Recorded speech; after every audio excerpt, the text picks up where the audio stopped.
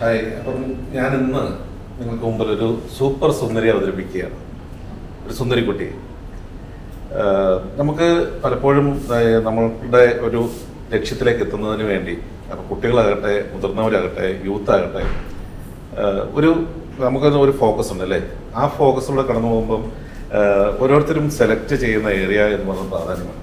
പലപ്പോഴും പേരൻസാണ് കുട്ടികൾക്കൊരു മോഡലാകേണ്ടത് എന്നൊക്കെ പറയുന്നത്. അപ്പം പേരൻസിൽ നിന്നും ആർജിച്ച അവരുടെ ആ ഒരു ഫോക്കസിങ് പാറ്റേൺ അത് അവർ പിന്തുടരുകയൊക്കെ ചെയ്യുന്നുണ്ട്. അപ്പം അങ്ങനെ ചെയ്യുമ്പം തൻ്റെതായ ഒരു പാത വെട്ടിത്തുറന്ന് മുന്നോട്ട് പോവുകയും ഈ അടുത്ത കാലങ്ങളിലായിട്ട് ഗ്ലോബൽ ഒരു വലിയ പേജന്റിനകത്ത് തൻ്റെതായിട്ടുള്ളൊരു ഇടം നേടുകയും ചെയ്ത ഒരു സൂപ്പർ സുന്ദരിയാണ് ഞാൻ പരിചയപ്പെടുത്തുന്നത്. മിടുക്കി അല്ലേ? സൂപ്പർ സുന്ദരി ടൈറ്റിൽ വിന്നറായിരുന്നു അല്ലേ? അപ്പം മിടുക്കിയാണ്, പപ്പയും അമ്മയും പോലെ അല്ലേ? പേരൻസിനെ പറഞ്ഞാൽ നമുക്ക് എല്ലാവർക്കും അറിയാം. എൻ എം ബാദുഷ മഞ്ജു ദമ്പതികളുടെ 2 കുട്ടികളിൽ ഒരാളാണ്, ഇളയാളാണ്. അടുത്താളെ കുറിച്ച് പറയാതിരിക്കാതെ കാരണം അദ്ദേഹം ഒരു ചെറിയ ഗ്യാപ്പിന് ശേഷം ഒരു എൻട്രി ഉണ്ട്, ഒരു മാസ് എൻട്രി. അത് നമുക്ക് പിന്നെ ലാസ്റ്റ് പറയാം എന്താണെന്നുള്ളത്. ഓക്കെ, എനിവേ എന്തായാലും 2 കിഡ്സും അവരുടേതായിട്ടുള്ള ഏരിയയിൽ തൻ്റെതായിട്ടുള്ള പാത വെട്ടി തുറന്നു. അത് തന്നെയല്ല, വിൻ ചെയ്തു. ഓക്കെ, പാട്ടുകാരിയാണ്, അതുപോലെ തന്നെ അഭിനയിക്കും, പാടും, പിന്നെ മോഡലിംഗ്, റാം വാക്ക് അല്ലേ? ഇതൊക്കെയാണ് നമ്മുടെ ഏരിയ. അടിച്ചു പൊളിച്ച് ജീവിക്കുന്നു. അവിടെ മോളെങ്ങനെയാണ് ഇപ്പം ഈ ഒരു പലപ്പോഴും ഇങ്ങനെ പപ്പയുടെയും മമ്മയുടെയൊക്കെ ഒരു സ്റ്റാർഡം ഉണ്ട് അല്ലേ?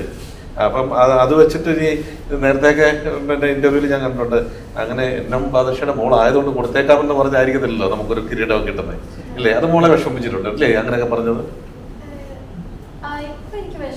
ആദ്യമൊക്കെ എനിക്ക് വിഷമമുണ്ടായിരുന്നു. കാരണം ഞാൻ പറയുന്നത് എനിക്ക് ഇഷ്ടമാണ്, എന്റെ വാപ്പയുടെ വീട്ടിലറിയില്ല. പക്ഷെ എന്നാലും എന്റെ ഒരു കഴിവിനെ അല്ലെങ്കിൽ എന്റെ ഒരു ടാലന്റിനെ അംഗീകരിക്കാതെ കംപ്ലീറ്റ് ആ ഒരു പേരിലാണ് കിട്ടുന്നതെന്ന് പറയുമ്പോൾ എനിക്ക് ആദ്യം സങ്കടം തന്നെ. അങ്ങനെ പറയുകയാണെങ്കിൽ ഒരു ഗ്ലോബൽ ഒരു പേജിനകത്തൊക്കെ ഒരു എൻട്രി ഡയറക്റ്റ് കിട്ടാന്ന് പറഞ്ഞാൽ അല്ലേ, അത് അവർക്കുള്ള മറുപടിയാണോ? അതെ, ഡെഫിനറ്റ്ലി. ശരിക്കും ഗോവയില് ആ ഒരു എക്സ്പീരിയൻസ് അങ്ങനെ ഉണ്ടായിരുന്നു. എന്താണ് Mr and Mrs teen super global? അത് ഞാൻ പ്രതീക്ഷിക്കാണ്ട് എനിക്ക് കിട്ടിയ ഒരു പ്രശ്നമായിരുന്നു. എനിക്ക് ഒരു മെയ് 1 ഒരു ഇതുണ്ടായിരുന്നു, ഡിസൈനർ ഷോ ഉണ്ടായിരുന്നു. ആ ഡിസൈനർ ഷോയ്ക്ക് പോയ ടൈമിൽ ഒരു ഇന്റർനാഷണൽ ഫാഷൻ കൊറിയോഗ്രാഫർ ഉണ്ട്, അതുൽ സുരേഷ്. അപ്പോൾ അതുൽ സാറിൻ്റെ അക്കാഡമിയിലുള്ള അതുൽ സാറിൻ്റെ അസിസ്റ്റൻ്റ് ആയ കൺമണി എന്ന് പറഞ്ഞിട്ട് ചേച്ചി ഈ ഡിസൈനർ ഷോൻ്റെ ടൈമിൽ അവിടെ ഉണ്ടായിരുന്നു. അങ്ങനെ കൺമണി ചേച്ചി എൻ്റെ അടുത്ത് ഇങ്ങനെ വെറുതെ ഇരുന്ന് ഞങ്ങളിങ്ങനെ ഓരോന്ന് സംസാരിക്കുന്ന ടൈമിൽ ചേച്ചി എൻ്റെ അടുത്ത് ഇങ്ങനെ ഒരു പാഷൻ്റ് ഉണ്ട്, ഗോവയിൽ വെച്ചിട്ടാണ് നടക്കുന്നത്, കിട്ടിക്കഴിഞ്ഞാൽ നിങ്ങൾക്ക് വിയറ്റ്നാമിൽ പോകാം, കിട്ടിയില്ല നമുക്ക് ഗോവ വരെ പോയിട്ട് തിരിച്ചു വരാം, അങ്ങനെയൊക്കെ പറഞ്ഞ് ആവശ്യമില്ലാത്ത മോട്ടിവേഷൻ ചേച്ചി എനിക്ക് തന്നു. ഞാൻ ആ മോട്ടിവേഷനിൽ വീണു. പിന്നെ ആ ലാസ്റ്റ് മൊമെന്റില്ല, മെയ് 25-നായിരുന്നു ഇതിൻ്റെ ഇന്ത്യൻ ഫൈനൽസ് ഉണ്ടായിരുന്നത്. ലാസ്റ്റ് മൊമെന്റിലാണ് ഇത് എല്ലാം സെറ്റ് ചെയ്യുന്നത്. പോവാന്ന് ഉറപ്പായി. എൻ്റെ ഡ്രസ്സ്, കോസ്റ്റ്യൂം ഇതൊക്കെ ഭയങ്കര റഷ്. നമുക്ക് വെസ്റ്റേൺ റൗണ്ടിൻ്റെ ഗൗണ് ഞാൻ പോകുന്നതിൻ്റെ ഞാൻ 23rd മോർണിംഗ് ആണ് പോയത്. 23rd മോർണിംഗ് പോകാനായിരുന്നു, ഏർലി മോർണിംഗ്. 22nd ആണ് ഞാൻ ഗൗണ് രാവിലെ കൊണ്ടുപോയിട്ടാണ് സ്റ്റിച്ച് ചെയ്യാൻ കൊടുക്കുന്നത്.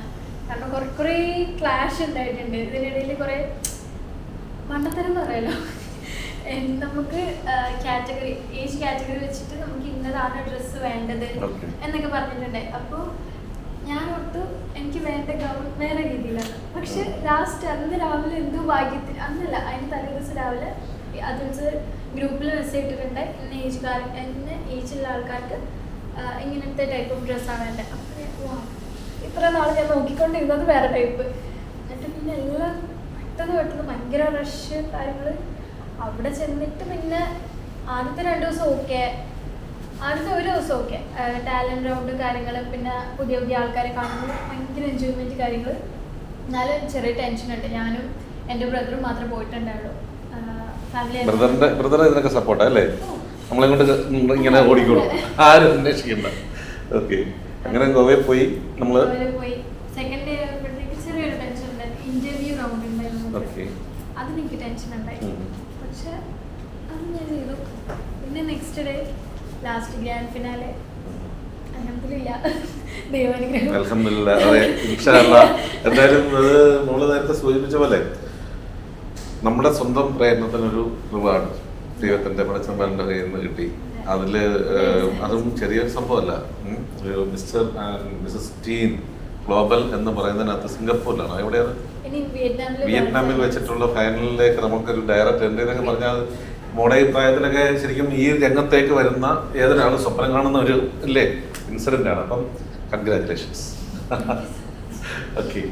എനിവേ, ഒരു നേരത്തെ പറഞ്ഞു പാടുമൊക്കെ ചെയ്യുമെന്ന് പറഞ്ഞു. നമുക്ക് ഞാൻ എന്തായാലും ഷിഫ, എന്തായാലും ഞാനിപ്പം ഉദ്ദേശിക്കുന്നത് ഷിഫയ്ക്ക് എന്തൊക്കെ കഴിവുണ്ടോ അത് ജനങ്ങളെ മനസ്സിലാക്കി കൊടുക്കുക എന്നുള്ളതാണ്.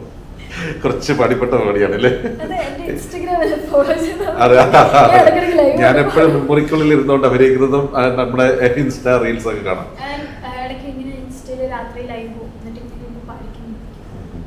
ഏറ്റവും ഇഷ്ടപ്പെട്ട പാട്ട് നമുക്ക് മെലഡീസ് ആണ് കൂടുതലും ഇഷ്ടം. ഓ വെരി ഗുഡ്. ഓ, ഇപ്പൊ നമ്മുടെ ഉമ്പായിയുടെ ഒക്കെ ചരമദിനം കഴിഞ്ഞുള്ളൂ. ഉമ്പായിയുടെ ഗസലൊക്കെ ഇഷ്ടമാണ് മോനെ? എനിക്ക് കൂടുതലും western kind of essence. Okay okay okay. അപ്പം മോളെ എന്താണ് നമ്മുടെ ഇപ്പൊ കണ്ടുകൊണ്ടിരിക്കുന്ന കൂട്ടുകാർക്ക് വേണ്ടി നമുക്ക് എന്താണ് ഇപ്പൊ പാടാൻ കഴിയുക? ഗസലാണോ, മലയാളം മെലഡീസ് ആണോ, ഹിന്ദി മെലഡീസ് ആണോ? ഓക്കെ. അപ്പൊ നമുക്ക് പപ്പയ്ക്ക് ഡെഡിക്കേറ്റ് ചെയ്തോണ്ടൊരു പാട്ട് പാടാം. പപ്പയ്ക്ക് ഏറ്റവും ഇഷ്ടപ്പെട്ടൊരു പാട്ട് പാടാം. പാപ്പയുടെ മനസ്സ് നിറയെ അല്ലേ, മോഹൻലാൽ ഏത് പടത്തിൽ പറഞ്ഞിട്ടുണ്ട്, ഭാര്യയും കാമുകയും എല്ലാ സിനിമയാണ്. ഓക്കെ.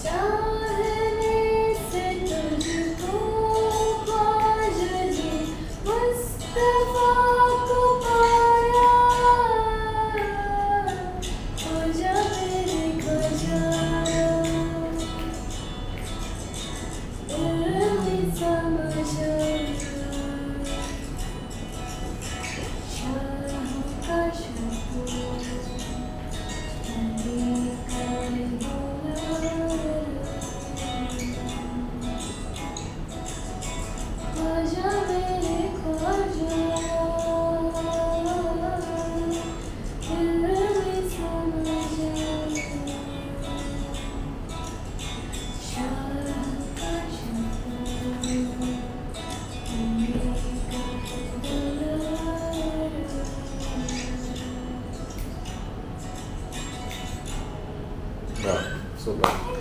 ഒരു പൂ ചോദിച്ചപ്പം ഒരു പൂന്തോട്ടം തോന്നലായിപ്പോയി. ഗംഭീരം.